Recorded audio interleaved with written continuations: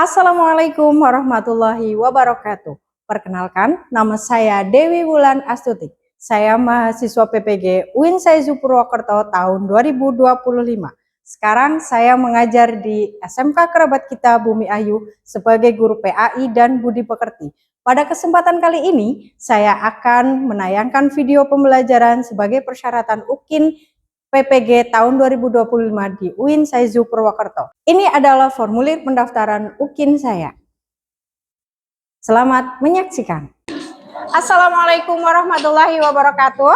Waalaikumsalam warahmatullahi wabarakatuh. Oke, anak-anak sekalian, sebelum kita memulai pelajaran hari ini, silahkan kita berdoa terlebih dahulu. Siap berdoa mulai. Bismillahirrahmanirrahim.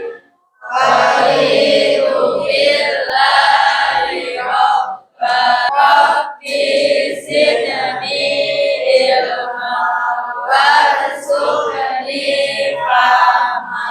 Amin. Oke, apa kabarnya kalian semuanya? Alhamdulillah, luar biasa.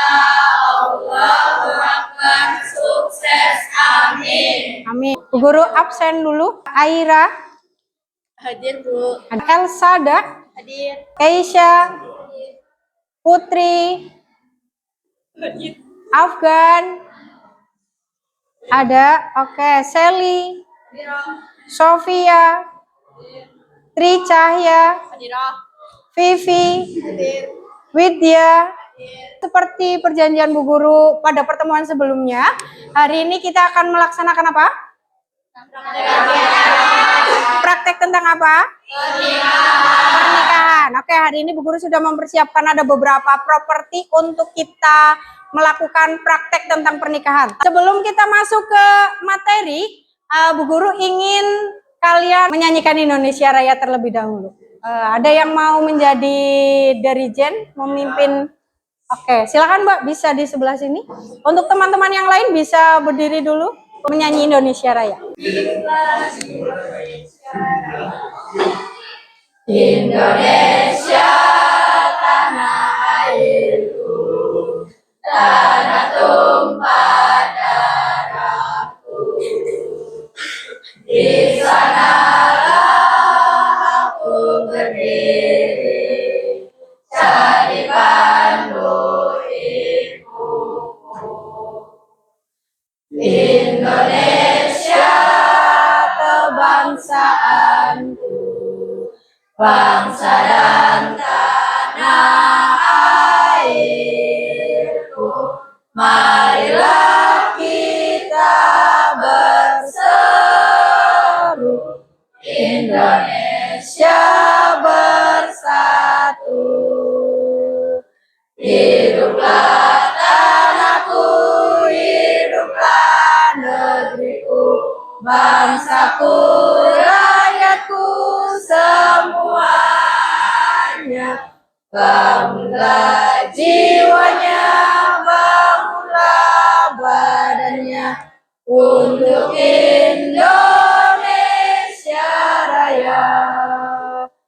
Indonesia Raya, merdeka, merdeka, tanahku, negeriku yang ku cinta. Indonesia Raya, merdeka, merdeka, hiduplah Indonesia Raya. Oke, terima kasih. Silakan bisa duduk kembali. Baik, untuk selanjutnya Bu Guru akan mengingat kembali materi yang telah disampaikan pada pertemuan kemarin. Kalian bisa lihat di LCD. Di situ sudah ada materi tentang ketentuan pernikahan dalam Islam. Kita masuk materi tentang pengertian dari pernikahan. Pernikahan itu adalah ikatan lahir batin antara seorang laki-laki dan perempuan untuk hidup bersama dalam suatu rumah tangga melalui apa? akad nikah dan dilakukan menurut hukum syariat Islam. Dan kemudian akan mengakibatkan timbulnya hak dan kewajiban antara masing-masing pihak. Jadi yang namanya pernikahan itu dilakukan oleh siapa? Perempuan dan laki-laki. Kemudian mereka melakukan apa? Akad akad itu artinya perjanjian.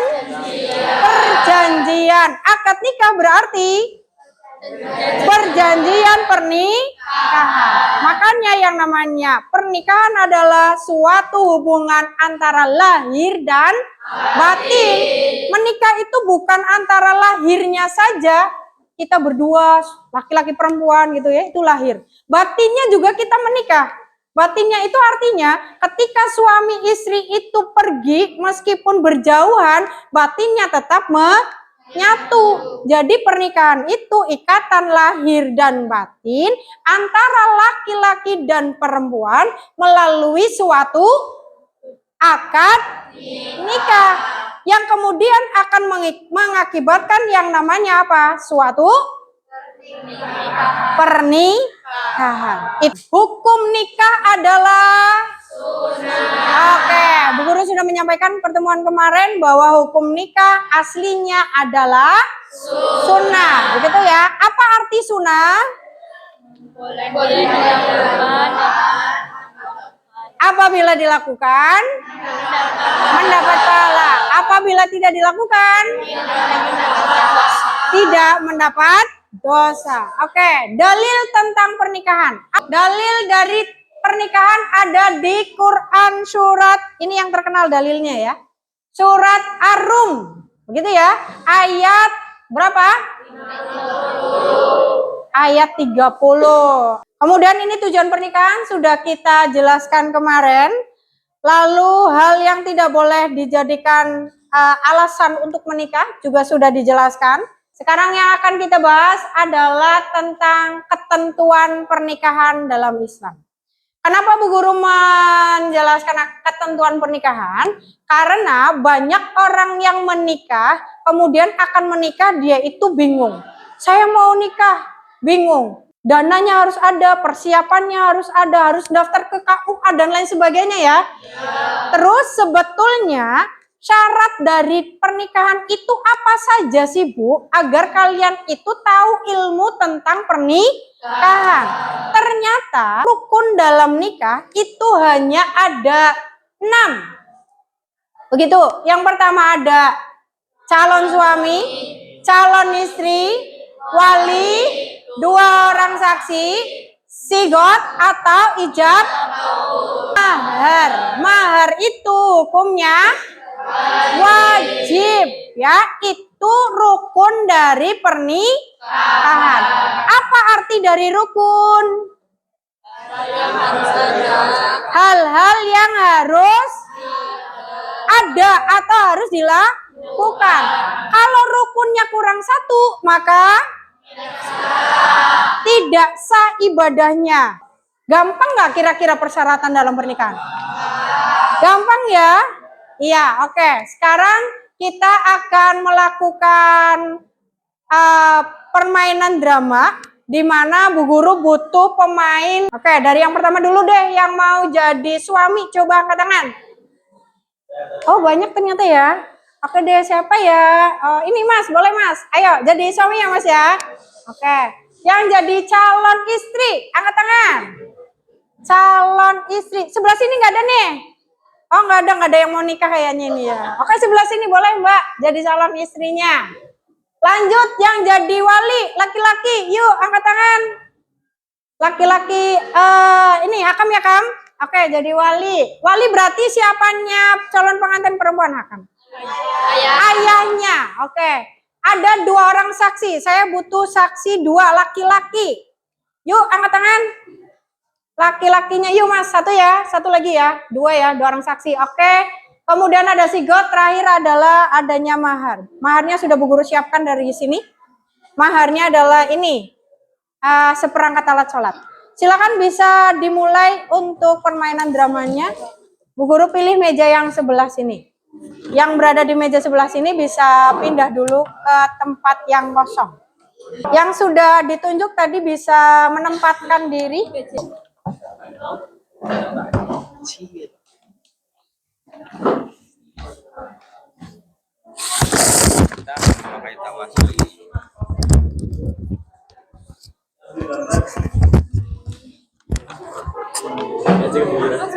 Silakan yang lain yang berada di belakang bisa memperhatikan di meja tengah ini. Mereka akan berperan melakukan pernikahan sesuai dengan ketentuan pernikahan di dalam Islam.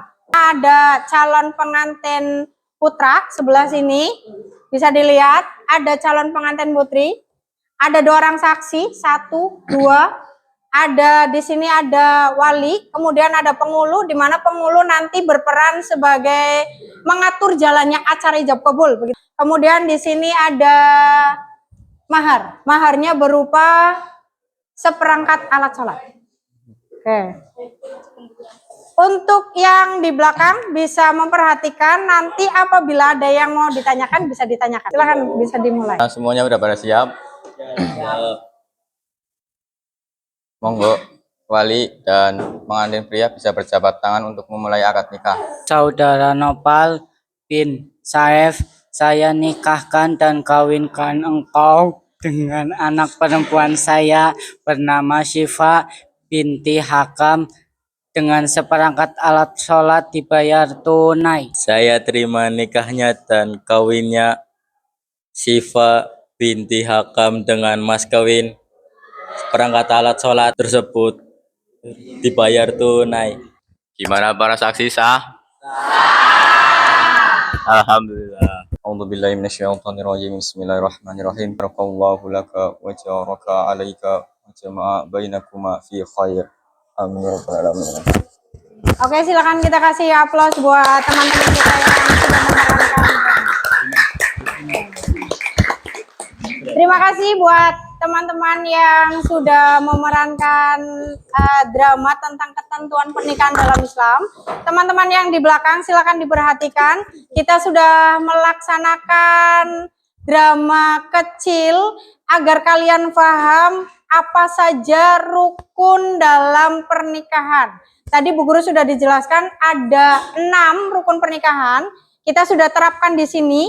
Yang pertama ada apa? Calon suami. Oke, siapa lagi? Calon istri. Kemudian Wali. ini wali ya. Ini. Terus ini. Terus ada apa lagi? Terus Ijab kabul. ijab kabul. Apa itu ijab kabul? Akad nikah atau perjanjian. Kiranya paham sampai sini? Oke. Ada yang mau ditanyakan? Silakan. Oke. Ya, oke, silakan bisa bertanya. Apa itu mas kawin dan apa fungsinya? Oh, mas kawin. Di sini kita lihat ada yang namanya mahar atau mas kawin ya di sini ya. Maharnya berupa apa ini? Seperangkat alat sholat. Mahar ini hukumnya apa dalam pernikahan? Wajib. Kalau misalnya tidak ada mahar, artinya tidak sah pernikahannya. Mahar itu adalah sesuatu yang dikasihkan dari calon suami kepada calon istri. Bu, bentuknya apa? Kira-kira mahar itu bentuknya apa saja? Uang, oke, apalagi? Emas boleh, apalagi? Seperangkat alat sholat boleh, apalagi? Air putih boleh. Mahar itu bentuknya boleh apa saja. Mau pakaian, mau kerudung, mau sandal jepit boleh. Yang penting intinya mahar itu adalah diberikan oleh suami kepada istrinya dan istrinya itu ikhlas menerima. Jadi nanti kalau mau nikah biasanya yang laki-laki itu nanya, kamu mau maharnya apa? Nah, si perempuan itu berhak meminta kepada suaminya. Tetapi dengan catatan harus dilihat dulu suaminya kira-kira mampunya apa. Jangan sampai nanti ketika kamu meminta pada calon suami, contoh calon suamimu hanya pekerja pabrik, tapi kamu meminta maharnya Alphard misalnya. Pokoknya kalau nggak Alphard saya nggak mau nikah sama kamu. Ya ini namanya menyusahkan calon suami.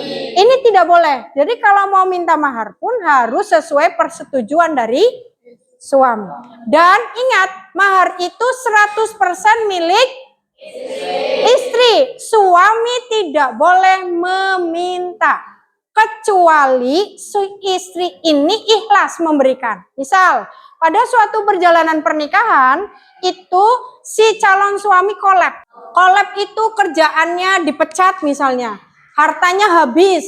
Kemudian kan ada istri. Si suami tanya, kamu masih punya harta enggak? Biar kita besok masih bisa makan. Si istri bilang, oh saya masih punya tapi mahar. Terus istri bilang nih, oh ya udah maharnya dipakai aja dulu mas, nggak apa-apa buat makan kita. Ini berarti kan istrinya ikhlas. Ini boleh dipakai oleh suaminya. Tapi kalau misalnya istrinya, enggak saya nggak mau, pokoknya mahar harus punya saya. Harus saya yang pakai. Kalau seperti itu berarti suami tidak boleh memakai mahar. Paham sampai sini?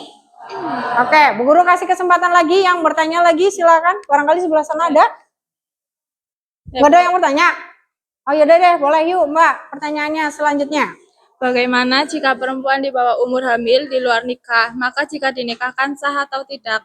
Oke, ada sebuah kasus di mana seorang perempuan hamil di luar nikah. Bagaimana hukum pernikahannya Bu? Boleh nggak dinikahkan kira-kira? Boleh nggak kira-kira dinikahkan? Boleh, tapi nanti nunggu si istri itu melahirkan. Karena ada beberapa wanita yang tidak boleh dinikahi. Satu diantaranya, wanita yang punya suami. Wanita yang punya suami tidak boleh dinikahi oleh laki-laki lain. Jadi kamu kalau mau nikah lagi, ya harus cerai dulu sama suami yang lama. Baru nikah lagi sama suami yang baru. Tapi kalau belum nikah, ya nggak boleh nikah lagi sama suami yang baru. Tapi kalau laki-laki, boleh. Karena laki-laki itu boleh menikahi 4 wanita. Dengan syarat apa? Syaratnya dia harus adil. Kiranya nggak bisa adil, ya udah nggak usah nikah lagi. Cukup 1 saja. Ya, itu 1. Yang nomor 2 adalah wanita yang dalam masa iddah. Tahu masa iddah? Masa iddah itu adalah masa di mana seorang perempuan ini habis dicerai oleh suaminya. Baik itu perceraian mati atau perceraian hidup. Perceraian mati itu adalah ketika suaminya meninggal dunia. Kalau suaminya meninggal dunia berarti kan otomatis kita cerai ya. Nah, kalau misalnya suaminya hari ini meninggal dunia, besok istrinya nggak boleh nikah lagi. Nikahnya nanti nunggu masa iddahnya habis. Atau cerai hidup. Cerai hidup itu untuk perempuan yang diceraikan hidup. Artinya laki-lakinya masih hidup, masih ada, tapi menceraikan si istri ini. Boleh nggak Bu nikah lagi istrinya? Boleh, tapi nunggu masa iddahnya habis, masa iddahnya selesai, baru boleh nikah lagi. Bu, kenapa sih nggak langsung aja hari ini diceraikan? Misalnya seminggu yang akan datang mau nikah lagi, boleh nggak Bu? Tidak boleh. Dengan tujuan apa? Yang namanya perempuan itu punya rahim, betul? Ya, rahim itu isinya adalah calon bayi. Logikanya, misal kita nikah dengan suami yang pertama, berhubungan. Setelah berhubungan, cerai. Kita belum punya anak nih, cerai. Ternyata setelah hari ini cerai, besok saya nikah lagi. Besok saya nikah lagi, ternyata 3 hari kemudian saya dinyatakan hamil. Berarti saya bertanya, ini anak dari suami pertama apa dari suami yang kedua? Kira-kira dari suami yang keberapa?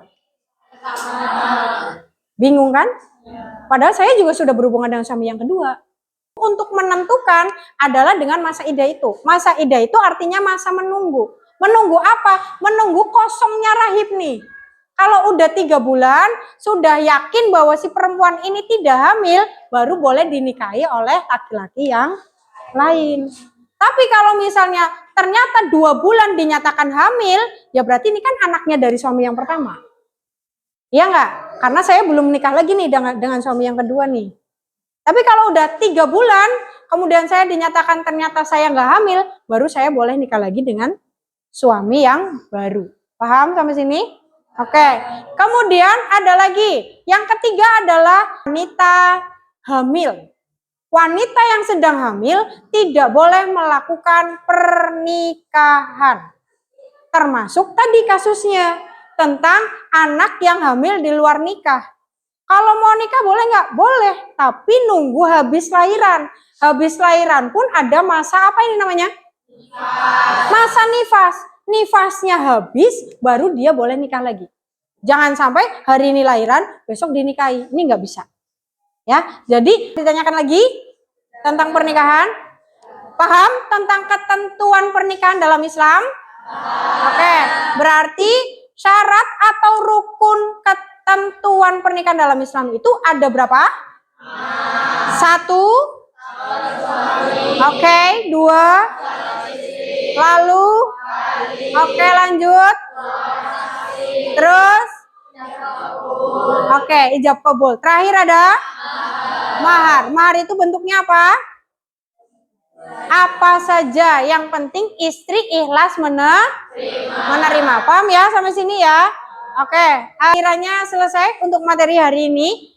Untuk selanjutnya Bu Guru akan memberitahukan materi yang akan kita pelajari di pertemuan yang akan datang, yaitu tentang syarat dan rukun pernikahan, di mana kita akan mempelajari syarat calon suami itu apa saja, syarat istri apa saja, syarat wali apa saja, itu diantaranya. Tapi akan kita bahas di pertemuan yang akan datang. Cukup untuk pertemuan hari ini?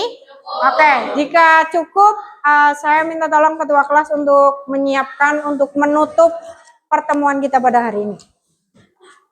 Siap, mulai.